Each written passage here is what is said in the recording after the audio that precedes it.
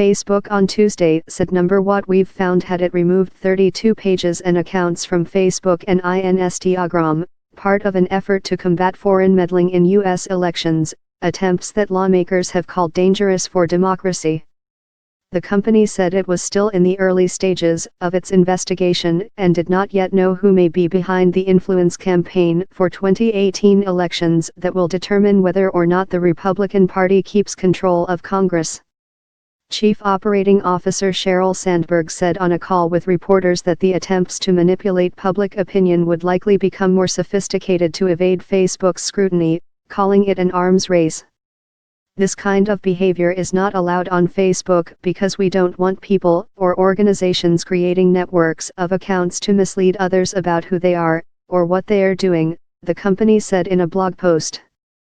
More than 290,000 accounts followed at least one of the pages and that about $11,000 had been spent on about 150 ads, Facebook said. The pages had created about 30 events since May 2017. Facebook for months has been on the defensive about influence activity on its site and concerns over user privacy tied to long-standing agreements with developers that allowed them access to private user data. Divisive issues. Facebook identified influence activity around at least 2 issues, including a counter-protest to a Unite the Right to rally set next week in Washington. The other was the Abolish ICE social media campaign aimed at the U.S. Immigration and Customs Enforcement Agency. In the blog post, Facebook said it was revealing the influence effort now in part because of the rally. A previous event last year in Charlottesville, South Carolina, led to violence by white supremacists. Facebook said it would tell users who had expressed interest in the counter-protest what action it had taken and why.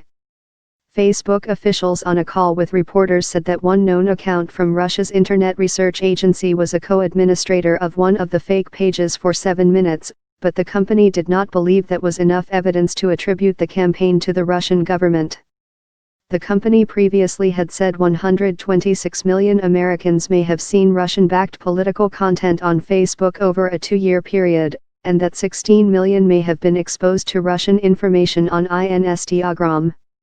Adam Schiff, the top Democrat on the U.S. House of Representatives Intelligence Committee, in a statement urged Facebook to move against foreign groups trying to sway American voters and to warn legitimate users that such activity, as seen in 2016, is recurring this year. Senate Intelligence Committee Chairman Richard Burr, a Republican, said in a statement there would be a hearing on Wednesday about the online threat to U.S. election security.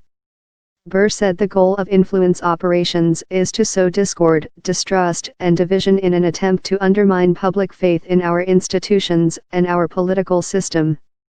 The Russians want a weak America. Washington imposed punitive sanctions on Russia following U.S. intelligence agency conclusions that Moscow interfered to undermine the 2016 U.S. elections, one of the reasons relations are at a post-Cold War low. Both U.S. President Donald Trump and Russian President Vladimir Putin have said, however, that they want to improve ties between the two nuclear powers. Facebook disclosed in September that Russians, under fake names, had used the social network to try to influence U.S. voters in the months before and after the 2016 election, writing about divisive issues, setting up events and buying ads. U.S. intelligence agencies said Russian state operators ran the campaign combining fake social media posts and hacking into Democratic Party networks, eventually becoming an effort to help Republican candidate Trump, who scored a surprise victory over Democrat Hillary Clinton.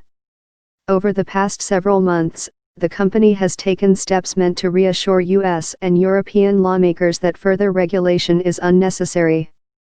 Chief Executive Officer Mark Zuckerberg says the company has 20,000 people working to police and protect the site.